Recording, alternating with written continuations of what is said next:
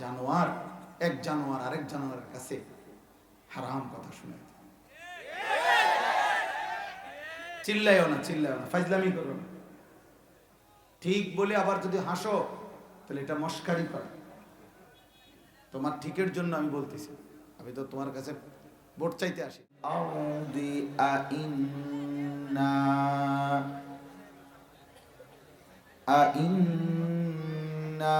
লাফি খালকিন জাদীদ বাল হুম বিলিকাই রাব্বিহিম কাফিরুন।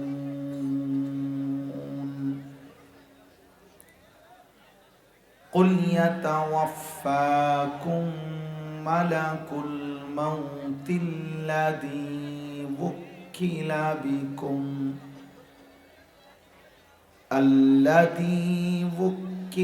بكم ثم إلى ربكم ترجعون.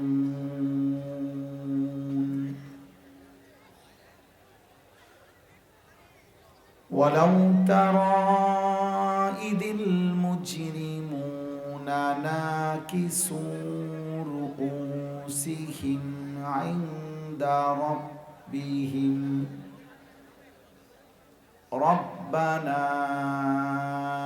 أبصرنا وسمعنا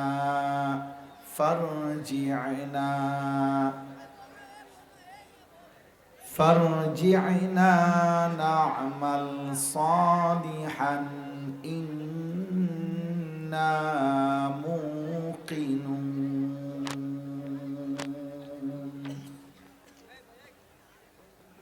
ولو شئنا لآتينا كل نفس هداها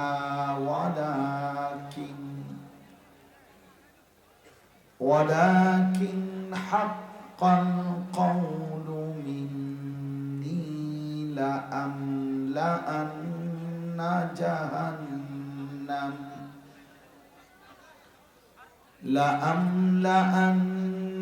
جهنم من الجنة والناس أجمعين.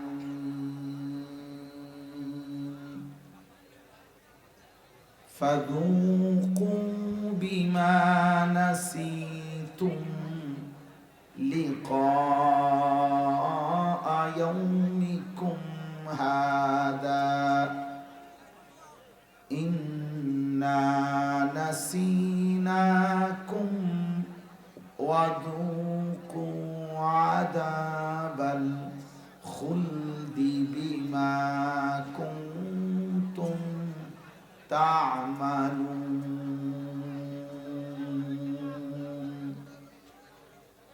صدق الله مولانا العظيم. وقال نبينا صلى الله عليه وسلم أكثروا ذكر هادم اللذات. اللهم صل على محمد وعلى آل محمد كما صليت على إبراهيم وعلى آل إبراهيم إنك حميد مجيد. اللهم بارك على محمد وعلى آل محمد كما باركت على إبراهيم وعلى آل إبراهيم إنك حميد مجيد. سبحانك لا علم لنا إلا ما علمتنا إنك أنت العليم الحكيم. الحمد لله. আল্লাহ পাক রব্বুল ইজ্জত জুল জালাল ওয়াল ইকরামের ফজল কারাম, রব্বুল আলামিনের অপরিসীম ইহসান, মেহেরবানি, দয়া,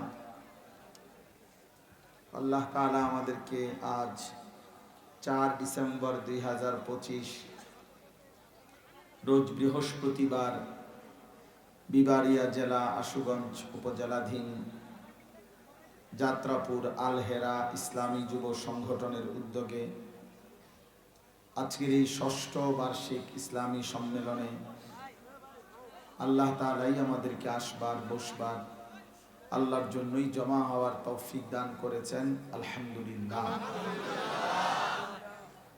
আমার প্রথম দুইটা কথা, এক নম্বর কথা হলো প্রত্যেকেই যদি নিজ নিজ জায়গায় চুপ করেন আল্লাহর কথা থেকে বরকত হবে। আল্লাহর কথা যখন হয়, কোরআন যখন পড়া হয়, বলা হয়, তো আল্লাহ তাআলার এটা আদেশ, ফাসতামিউ লাহু ওয়া আনসিতু, তোমরা মনোযোগ দিয়ে শোনো এবং চুপ থাকো। এটা আল্লাহ আমাদেরকে আদেশ করেছে, এজন্য এটা জরুরি। না শুনলে তো কোনো সমস্যা নাই, চলে গেল, কিন্তু চলেও গেল না, বেচারা শুনলও না, বরঞ্চ শুধু শুধু এই ডিস্টার্ব করল, এটা উচিত না। এর চাইতে চলে গেলে ভালো ছিল, ঘুমায় গেলে ভালো ছিল, অথবা নিজের ব্যক্তিগত কোনো অন্য কাজে লিপ্ত থাকলে ভালো ছিল। এজন্য কোরআনুল কারীমের এই কথাটা খুব গুরুত্বপূর্ণ। আল্লাহ বলছেন তোমরা মনোযোগ দিয়ে শোনো এবং চুপ থাকো, লাআল্লাকুম তুরহামুন। আল্লাহ বলছেন যদি মনোযোগ দিয়ে শোনো এবং চুপ থাকো তাহলে অবশ্যই তোমাদের উপরে রহমত বর্ষিত হবে। আর রহমত বর্ষিত হবে মানে হলো আল্লাহ তাআলা তোমাকে আমল করার তৌফিক দিবে, অর্থাৎ যে কথাগুলো শুনলাম ওই কথাগুলো মানার সুযোগ দিবে, আল্লাহ মানার তৌফিক দিবে। বান্দা কোনো আমল করার জন্য আল্লাহর দেওয়া সাহায্য, তৌফিক, এটা জরুরি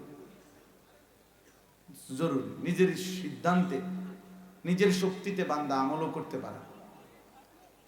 হাদিসের মধ্যে আছে নবী সাল্লাল্লাহু আলাইহি ওয়াসাল্লাম প্রত্যেক নামাজের পরে, 5 ওয়াক্ত নামাজের পরে বিশেষ যে কয়েকটা দোয়া পড়তেন, তার মধ্যে একটা দোয়া এটা, আল্লাহুম্মা আইন্নি আলা যিকরিকা ওয়া শুকরিকা ওয়া হুসনি ইবাদাতিক।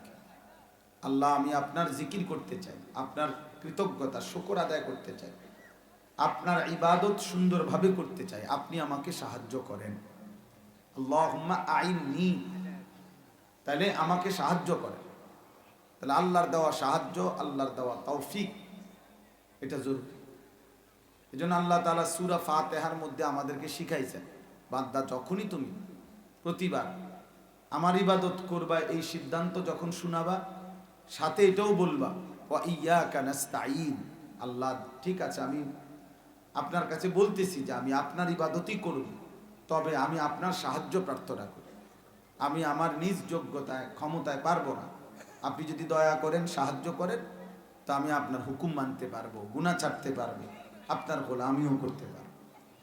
এই জন্য দোস্ত আমি অনুরোধ করি প্রত্যেকেই চুপ থাকেন, যাদের পক্ষেই সম্ভব হয়।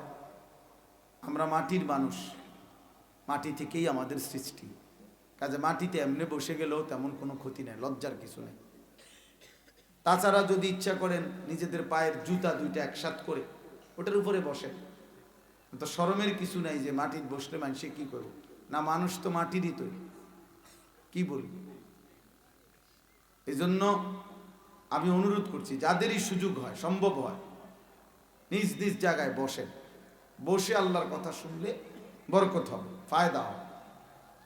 দ্বিতীয় কথা হলো মোবাইল হাতে ধরে একজনও ভিডিও বা রেকর্ড করবেন না, একজনও না, ছোট বড়, ছেলে, কিশোর, যুবক, হুজুর, পাবলিক, কেউ না, কেউ না।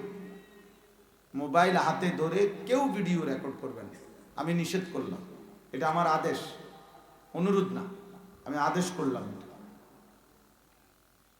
আমার এই কথাটা যার পছন্দ হয় না বা মানে নাই, গোপনে লুকাইয়া কৌশল করেও যে ছবি তুললো, মোবাইল দিয়ে হাত দিয়ে ভিডিও করে, তো আমি ভাই তোমার জন্য ওয়াজ করলাম না, আমি বললাম স্পষ্ট, তোমার জন্য আমার ওয়াজ নয়। তুমি তোমার ইচ্ছা মতো, নিজ স্বাধীন মতো, নিজ সিদ্ধান্তেই চলবে। বিষয়টা হলো মনোযোগের জন্য ওলামায়ে কেরামের চেহারার দিকে তাকিয়ে আল্লাহর কথা শুনলে বড় কথা। একটা মাহফিল, একজন বক্তা আসছে, ঠিক আছে, এটা তো তামাশার কিছু না। যদি মনে করেন চিল্লা চিল্লি, হই হুল্লোড়, মোবাইল, ছবি মিল্লা, একটা প্রদর্শনী, তো মনে করেন আমি আসছি, দাওয়াত ছিল আমার, আমি আসছি, তো তামসা তো দেখলেন, এই যে এখন বইলাম, তাই এখন যাদের তামসা দেখার উদ্দেশ্য ছিল, তা এখন তারা চলে গেলে হইল, দেখা তো হইলই। এখন দোস্ত চলে গেলে ভালো, যে হুজুর চাইলাম তো আপনার রং চাইতে আসছিলাম, চাইছি। এই জন্য এটা খুব গুরুত্ব দেওয়া উচিত। এই জনপ্রিয়তা, খ্যাতি, এগুলো ফালতু বিষয়, এটা ধোঁকা ছাড়া আর কিছু। কারো কোনো পরিচিতি দ্বারা আখিরাতের কোনো ফায়দা নেই, পরকালের কোনো ফায়দা নেই। এই দুনিয়া যাদের পদ পদবি দরকার, এগুলো তাদের দরকার, কিন্তু আখিরাত যার প্রত্যাশা, সে সুখ্যাতি আর জনপ্রিয়তা দিয়া করবে কি? প্রত্যেককেই আল্লাহ বলছেন কিয়ামতের দিন আলাদা আলাদা নিজ নিজ আমলনামা হাতে একজন একজন করে মহান আল্লাহর সামনে দাঁড়াইতে হবে। ওয়াকুল্লুহুম আতিহি ইয়াউমাল কিয়ামাতি ফারদা। আল্লাহ বলেন সকলেই কিয়ামতের দিন আল্লাহর সামনে আসতে হবে। ফারদান আয় ওয়াহিদান, একজন একজন, একজন একজন। তাহলে আমার চিনে কে না চিনে কে রিজার করবো কি? আমি তো একাই দাঁড়াইতে হবে আল্লাহর সামনে। ওয়াকিফুহুম ইন্নাহুম মাসউলুন। হাসরের দিন আল্লাহ তাআলা বলবেন ফেরেশতাদেরকে, আমার বান্দাকে দাঁড় করাও আমার সামনে, এখন আমি তাকে প্রশ্ন করব। আমরা কিতাবে পড়ছি, একজন বড় বুজুর্গ ছিলেন আলী ইবনে ফুজাইল রাহিমাহুল্লাহ, বড় আল্লাহওয়ালা। এই আয়াত রাত্রি গভীরে পড়তে গিয়ে তেলাওয়াত করতে বুজুর্গ এই গভীর রাতেই বেহুশ হয়ে গেছেন। এরপরে সবাই দেখছেন উনি এই অবস্থাতেই মৃত্যুবরণ করছেন, আর চোখ মেলে না। অর্থাৎ এই ভয় যে আল্লাহ তাআলার সামনে আমাকে দাঁড়াইতে হবে, তিনি আমাকে জিজ্ঞেস করবেন আমার জিন্দেগির একটা একটা গুনাহ, একটা একটা মিনিট সেকেন্ড আমি কি বলবো, আমি কি বলবো। এই ভয় তো উনি দুনিয়া থেকেই বিদায় নিয়েছেন। এই জন্য দোস্ত আমাদের সবার কলিজাই পাষাণ হয়ে গেছে। এই জন্য আমরা প্রত্যেকেই আখিরাত টোটালি ভাবতে চাই না। সবাই মিলে এখন আমরা চেষ্টায় আছি যার যার অঙ্গনে আখিরাত ভুলে কিভাবে থাকা যায়, দুনিয়া নিয়ে কিভাবে ব্যস্ত থাকা যায়। এই জন্য প্রত্যেকে প্রত্যেকের সমবয়সীদেরকে নিয়ে দুনিয়াবি তামাশার জন্য একটা একটা কোরাম বানায় নিছে। কিশোর যুবক তারা তাদের বয়সী ছেলে পেলেদেরকে সাথে নিয়ে আড্ডা ফুর্তি, নারী, ছবি, গান, বাদ্য, অশ্লীলতা, বেহায়াপনা, মোটর সাইকেলের ঘোরাফেরা, চুল চেহারার ফ্যাশন, বন্ধুদের অসৎ আড্ডা, খালাস ওরা ওদের মতো করে সাজায় নিছে। বয়স্ক মুরব্বীরা 8 জন 10 জন, গ্রামকে গ্রাম এক একজন এক একখানে চা দোকান সিলেক্ট করে নিছে। একটা নির্দিষ্ট লম্বা সময় এই 10, 12, 20 জন বুড়া মিয়া বসে বসে বিড়ি খায়, পান খায়, চা খায়, আর বসে বসে যেতক্ষণ শরীরে কুলা নিজেরা নিজেরা গীবত শেখায়েত, আর নাই তো টেলিভিশনে নর্তকীর নাচ গান দেখে, খালাস। এই জীবন ওনারা ওনাদের মতো করে সাজায় নিছেন। মা, চাচি, বোনেরা ওনারা ওনাদের আশপাশের 2-4 ঘর লইয়া আজকে এই বাবির জুতা কিনবে, তো এই 6 জন যাইব অটোত করে বাজার। কালকে ওই বাবির কালকে 3 পিস কিনবে, এটার জন্য 6 জন যাবে। কারণ একটা অটোতে 6 জন বসা যায়, একজন কম যান কা, এই ভাড়া তো সমান, বুঝলেন? এই জন্য নিজেদের মধ্যে গুনাহ, আল্লাহর নাফরমানি ওনারা ওনাদের মতো করে গুছায় নিছে। তাহলে আমরা প্রত্যেকেই হালকা বানায় নিছি, মানে গ্রুপ বানায় নিছি গুনাহের জন্য। আল্লাহর নাফরমানির জন্য। তো ঈমানের দিকে ডাকবে কে? আল্লাহর দিকে ডাকবে কে? আখিরাতের কথা ভাববে কে? জাহান্নামের ভয় করবে কে? জান্নাতের আশা করবে কে? এই জন্য আমি অনুরোধ করছি, কিশোর ভাই, যুবক ভাই, বয়স্ক বাবা, চাচা, পর্দার আড়ালের মা, বোন, আমাদের প্রত্যেকের উচিত নিজ নিজ আলাদা আলাদা এই বন্ধুদের মণ্ডল, নিজেদের এই গ্রুপ সঙ্গবদ্ধ এই সঙ্গী সাথী, খোদার কসম এরা কেউই কিয়ামতের দিন পাশে থাকবে। আল আখিল্লাহু ইয়াউমাইদিন বা'দুহুম লিবা'দিন আদুউন। আল্লাহ বলেন সব বন্ধুরা কিয়ামতের দিন একে অপরের শত্রু হয়ে যাবে। ইল্লাল মুত্তাকিন, একমাত্র বন্ধুত্ব থাকবে তাদের মধ্যে যারা একে অপরের সাথে বন্ধুত্ব ছিল তাকওয়ার জন্য, গুনাহ থেকে বাঁচার জন্য, আল্লাহ তাআলার হুকুমের উপরে চলার জন্য। আল্লাহ ওয়াদা দিয়েছে তাদের বন্ধুত্ব আখিরাতেও থাকবে। বাকি সকল কারণে যার সাথে যার সম্পৃক্ততা ছিল সব সম্পর্ক সেদিন ছিন্ন হয়ে যাবে, ছিন্ন হয়ে যাবে, সব সম্পর্ক ছিন্ন হয়ে যাবে। ফাইযা নুফিখা ফিস-সূর ফালা ইনসাবা বাইনাহুম ইয়াওমাইদিন ওয়ালা ইয়াতাসাআলুন। আল্লাহ বলেন ইসরাফিল ফু দিবে, হাসরের মাঠ কায়েম হবে, সমস্ত মানুষ আল্লাহ তাআলার সামনে দাঁড়াবে। এই কোটি কোটি মানুষ তখন কেউ কাউকে বংশের, নসব মানে বংশ, কেউ কাউকে বংশের আত্মীয়তার কোনো পরিচয় দিবে না। ওয়ালা ইয়াতাসাআলুন, কেউ কারো ব্যাপারে একজন আরেকজনকে ভালো মন্দ কিছুই জিজ্ঞেস করবে না, বরং প্রত্যেকেই নিজেকে নিয়ে ব্যস্ত থাকবে। নবী সাল্লাল্লাহু আলাইহি সাল্লাম বলছেন, ইব্রাহিমের মতো নবী ওনার ছেলে ইসমাঈলকে হাসরের ময়দানে দেখবে কিন্তু ডাকবে না। ইয়াকুব নবী ইউসুফকে দেখবে কিন্তু ডাকবে না। মুসা আলাইহিস সালাম ওনার মা বোনকে দেখবে কিন্তু ডাকবে না। অর্থাৎ সকলেই নিজেকে নিয়ে ব্যস্ত থাকে। কোরআনুল কারীমের মধ্যে আছে ওয়ায়াউমা ইয়া'আদ্দুয যালিমু আলা ইয়াদাইহি, কিয়ামতের দিন বহু নাফরমান পাপী নিজের আঙ্গুল নিজের দাঁত দিয়ে এইভাবে কামড়াইতে থাকবে আফসোস আর হতাশায়। নিজের আঙ্গুল নিজে কামড়াবে আর বলবে ইয়া লাইতানি লাম আত্তাখিজ ফুলানান খলিলা, হায় আফসোস আমার মন্দ কপাল, আমি যদি ওই দুষ্ট লোকটাকে, ওই খারাপ মানুষগুলোকে যদি বন্ধু না বানাইতাম। বন্ধু না, আমি প্রতিদিন চিৎকার করি দোস্ত, আজ তোমাদের এই অসৎ বন্ধুদের কথা সেদিন মনে পড়বে আর আফসোস হবে, আহা তাকে যদি বন্ধু না বানাইতাম। অগণিত ছেলে পেলের চুল, চেহারা, লেবাস, পোশাক, সারাদিনের চলাফেরা, রাত্রদিন, মা বাবার থেকে সম্পূর্ণ সম্পর্ক বিচ্ছিন্ন, পিতা মাতা, উস্তাদ, শিক্ষক, আলেম, ইমাম, কোরআন, আল্লাহ, রসুল, আখিরাত, কোনো কিছুর সাথে সম্পৃক্ততা নেই। সমবয়সী বন্ধুরা নিজেরাই একজন আরেকজনের চুল চয়েস করে, একজন আরেকজনের পছন্দ চয়েস করে, তার কোন মেয়ের সাথে অসৎ সম্পর্ক এটা এ শোনে, এটা ও শোনে। জন্য দোস্ত মস্কারি করো, গুনাহের কথা শুনে যদি হাসি আসে মনে করবা তোমার তার সিরা, তুমি প্রতিবন্ধী।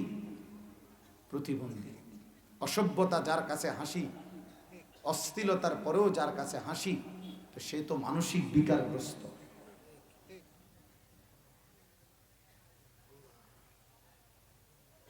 সে তো প্রতিবন্ধী, সে নিঃসন্দেহে পাগল, মাতাল। এই জন্য নেশাগ্রস্ত মানুষ স্বাভাবিক থাকে না। জিনাকার, ব্যভিচারী, লম্পট, নারীতে আসক্ত যুবক ও স্বাভাবিক থাকে না, ও কুত্তার মতো থাকে। তার চরিত্র হলো কুত্তার মতো। কোরআন শরীফের আয়াত, ওয়াত্তাবাআ হাওয়াহু ফামাসালুহু কামাসালিল কালব। আল্লাহ বলছে শুধু কেবল মনের চাহিদা যা আছে তাই, হালাল হারাম, আল্লাহর বিধান নবীর বিধান কোনো কিছুর পরোয়া না করে যে তার মনের চাহিদার অনুসরণ করে, যার জীবনের টার্গেট একটাই, আমার চাহিদা পূরণ হইতে হবে, আমার নারী দেখা দরকার, আমার লজ্জাস্থানের চাহিদা, অতএব আমি মোবাইলে সারা রাত উলঙ্গ ছবি দেখবো, নারী দেখবো, জিনা ব্যভিচারের দৃশ্য দেখবো, হালাল না হারাম আমার এত কিছু বোঝার দরকার, আমার মজা লাগতে হবে, আমার চাহিদা পূরণ হইতে হবে,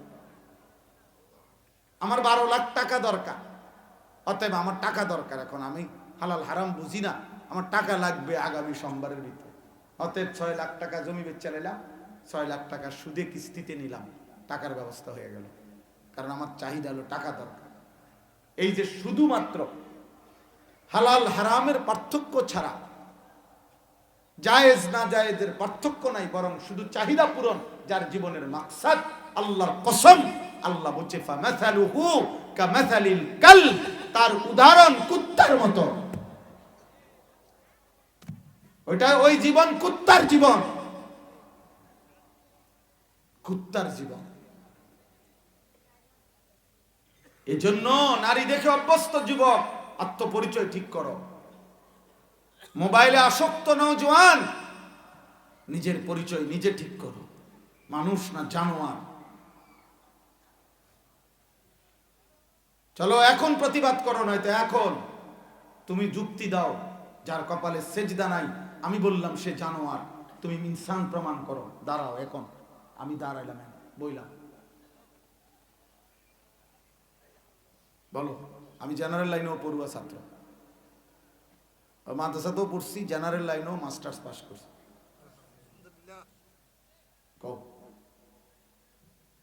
প্রমাণ করো।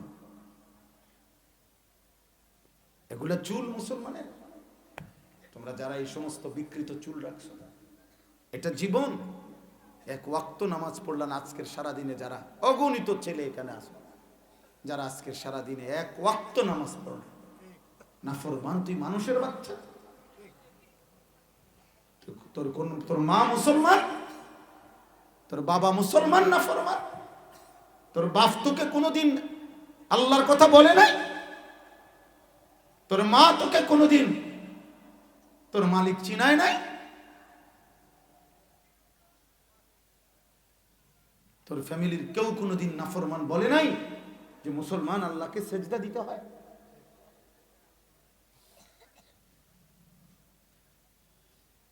বল বেটা, তামসা দেখতে আসছো, হ্যাঁ বক্তা, তো বক্তা দেখছো তো, সারছে তো, বক্তা তো দেখলা, আর কি হয়েছে তো, এখন দেখলা, এখন যাও, এখন উঠে চলে যাও ভাই, সারছে তো, আর কি।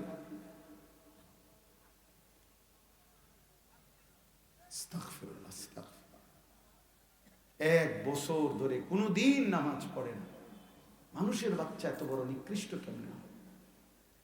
মুসলমানের ঘরে তার বাবা মা মুসলমান হওয়ার পরেও এমন আল্লাহ তারে কেমনে ভুলাই দিল? মালিক এভাবে ভুলে গেল কেমনে? আখিরাত এভাবে ভুলে যায় কেন? আরে যদি হিন্দু বৌদ্ধ হইতো তাহলে তো কথা ছিল, কাফের মুশরিক হইলে না বলতাম, মুনাফিক হইলে না বলতাম, তোর বাবা মুসলমান, তোর মা মুসলমান, তোর চারদিকের সব লোক মুসলমান, তোদের গ্রামে মসজিদে ভরা, প্রতি ওয়াক্ত নামাজে মাইকে আজান হয়।